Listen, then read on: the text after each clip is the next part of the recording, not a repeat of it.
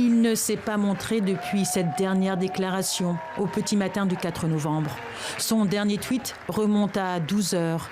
Et c'est un message plutôt inhabituel pour un homme qui ne lâche jamais rien. Donald Trump estime que le mal est fait et que tout recours devant la Cour suprême pourrait n'avoir aucune utilité face à la réalité des comptages officiels. Est-ce un tournant dans cette élection? Quelques heures auparavant, le candidat républicain lançait 3 procédures pour faire invalider des bulletins qu'il estimait frauduleux. Son fils et son avocat montaient pour lui en première ligne. Les gars, c'est de la fraude totale. Nous avons déjà vu cela à Philadelphie. Ils essaient de se moquer de l'élection de ce pays. Mon père a gagné près d'1 demi-million de voix dans cet État avec 86% des scrutins.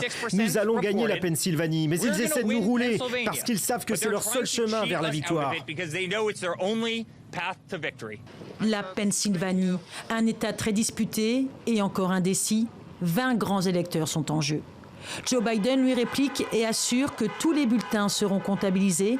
Il appelle ses partisans à la patience et les Américains à l'unité. Nous, le peuple, ne serons pas réduits au silence. Nous, le peuple, ne serons pas intimidés. Nous, le peuple, ne capitulerons pas. Mes amis, je suis convaincu que nous sortirons victorieux. Joe Biden se dit optimiste et il le montre. Dans un tweet, il annonce ce qu'il fera au premier jour de sa présidence. Il s'engage à rejoindre l'accord de Paris sur le climat. Joe Biden sait qu'il n'a jamais été aussi proche de s'installer derrière le bureau ovale de la Maison-Blanche.